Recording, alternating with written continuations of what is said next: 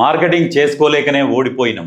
10 ఏళ్లలో మస్తు పనులు చేసినాం. ఏం మస్తు పనులు చేసిరంటే 10 ఏళ్లలో కూలిపోయే కాళేశ్వరం కట్టిరు, విద్యుత్ కుంభకోణం, ఔటర్ రింగ్ రోడ్ కుంభకోణం, భూ కుంభకోణం, గొర్రెల స్కాము, ఇంకా ఇంకేమున్నాయి చెప్పుకుంటూ పోతే ప్రతి స్కీమ్లో ఒక స్కామే. ఇప్పుడు దళిత బంధు అన్నారు, అది ఒక స్కామే. ఏమిచ్చిర్రు అంటే ఇవన్నీ చెప్పుకొని పోవాలి. మీరు ఇవన్నీ చెప్పుకోలేక ఓడిపోయినాం కాదు, మీరు చెప్పుకోకున్నా కానీ ప్రజలు తెలుసుకున్నారు. మీరు చెప్పుకోవాల్సిన అవసరం లేదు, ప్రజలే తెలుసుకున్నారు కాబట్టే మిమ్మల్ని నాడ గుసబెట్టారు.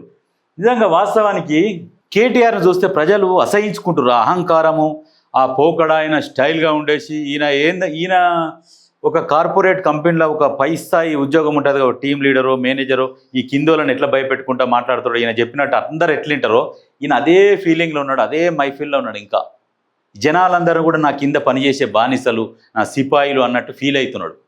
నువ్వు ఉండరాబాయి, నువ్వు ఆగురాబాయి, ఈ భాష అంటే ఈ రకంగా మాట్లాడడం వల్ల ఏం చేస్తున్నారంటే ఈ అహంకారం దగ్గర పుసుకున్న కర్మగాలి మళ్ళీ ఏమైనా అధికారంలోకి వస్తే మనని ఇంకా మనం పచ్చిపులుసుల ఇక ఆ పోషితులు తీసేసినట్టు తీసేస్తాడు.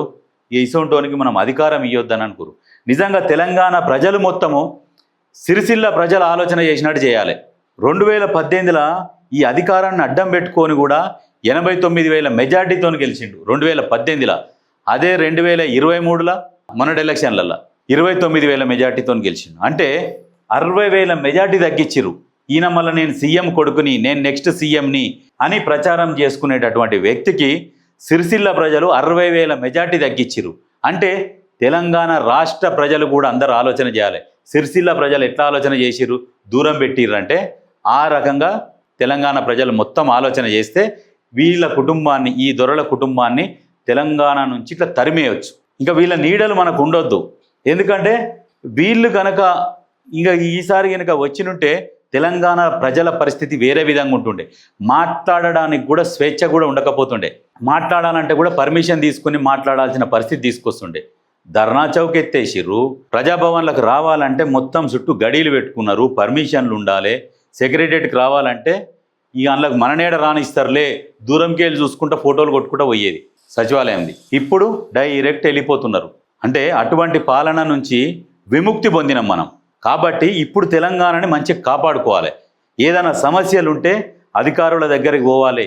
మనకు ఆ పనులు కాకపోతే లోకల్ ఎమ్మెల్యే నిలదీయాలి. తర్వాత అవసరమైతే సచివాలయానికి కూడా రావాలి. ప్రజలు స్వేచ్ఛ ఉన్నది, రావచ్చు. పోయి డైరెక్ట్ మంత్రిని కలిసి మాకు ఈ సమస్య ఉన్నది, ఈ పని అయితే లేదని చెప్పేసి మాట్లాడుకోవచ్చు. మీకున్న దగ్గర లోకల్ లీడర్లు ఉంటారు కదా, మాకు ఆ పార్టీ ఈ పార్టీ అని ఆలోచన చేయకూడదు. ఏ పార్టీ అయినా పోయి కలుపుకొని పోర్రి. వీళ్ళు ఇక్కడికి పోగలుగుతున్నారంటే ఆ లీడర్ దగ్గరికి పోవాలి, పనులు చేయించుకోవాలి. ఎందుకంటే ప్రజాపాలనలా వాళ్ళు అట్లా ఫీల్ అయ్యేటోళ్ళు ఎవరు లేరు. ఖచ్చితంగా చేసి పెట్టాల్సిందే. నిజంగా తెలంగాణలో ఉన్న కాంగ్రెస్ పార్టీ నాయకులు ఎవరైతే ఉన్నారో మీరందరూ వాళ్ళు ఆ పార్టీ అయినా ఈ పార్టీ అయినా అని చూడకూడదు. ప్రజలకు లబ్ధి చేకూరేటట్టు వాళ్ళకు పనులు కాకపోతే మీరు చేసి పెట్టాలి. బాధ్యత అది, ప్రభుత్వం బాధ్యత. ఈ పార్టీ ఆ పార్టీ అని చూడకుండా వాళ్ళకి చేయండి. వేరే పార్టీ అయితే ఏ పార్టీ అయినా అది చూడొద్దు. అసలుగా వాళ్ళని కలుపుకపోవాలి, వాళ్ళ మనసు గెలవాలి, ఆ దిశగా పనిచేయండి. ఇటువంటి వాళ్ళని నమ్మకుంటేనే వీళ్ళని పక్కకి ఎత్తేసారు. కాబట్టి ఇప్పుడున్న కాంగ్రెస్ నాయకులు ప్రజలను అందరినీ ఒకే విధంగా చూడండి. ఆ పార్టీ ఈ పార్టీ అని కాదు, ఒకే విధంగా చూసి వాళ్ళకి ఏమి ఇబ్బందులు ఉన్నాయో తెలుసుకొని వాళ్ళకి సహాయం చేయండి. ఇటువంటి వాళ్ళని నమ్మరు కాబట్టి ఇప్పుడు మీరే దిక్కు వాళ్ళకు. ఇటువంటి వాళ్ళు దిక్కు కాదు, వీళ్ళు జీవితంలో ఇక మళ్ళీ రారు. కానీ ఇక మీరే కాబట్టి ప్రజలని మీరే ముందుకు పోయి మీకు ఏ సమస్యలని అడిగి తెలుసుకోరు, తప్పులేదు. వాళ్ళు వేరే పార్టీ అయితే ఏదైతేంది, వాళ్ళు ప్రజలు ఓటు వేసినా వేయకున్నా వాళ్ళకున్న సమస్య ఉన్నదంటే మీరు పోవాలి, తెలుసుకోవాలి, వాళ్ళకి చేసి పెట్టాలి. అంతే. ఇది ఈయనంటే చెప్పుకోలేకపోయిందట. పార్టీ మారిన ఎమ్మెల్యేల పరిస్థితి కుడితిలో పడ్డ ఎలక లెక్క అయింది. వాళ్ళ పరిస్థితి కుడితిలో పడ్డ, నీ పరిస్థితి కుడితి కాదు, మూసిలో పడ్డ ఎలక లెక్క అయిపోయింది. ఈ అమ్మ ఇప్పుడు అధికారం పోయింది, ఇక మన చేతిగా రాదు. నువ్వు ఎగిరెగిరి దంచినా ఎగరకుండా దంచినా నువ్వు ఏం చేసినా ఇక నీ చేతికి అనేది రాదు, అయిపోయింది. అది ఇక నీకు ఒక్కటే ఛాన్స్, కేంద్ర మంత్రి అయ్యే ఛాన్స్ ఉన్నది. ఎట్లా అంటే ఇక నువ్వు నీ పార్టీని మొత్తం పోయి బీజేపీలో మెర్జ్ చేసి ఇంకో రాజ్యసభ సీట్ ఇస్తే తీసుకోవాలి. వాళ్ళు ఇస్తే రాజ్యసభ ద్వారా నువ్వు కేంద్ర మంత్రి అయ్యే ఛాన్స్ ఉంది.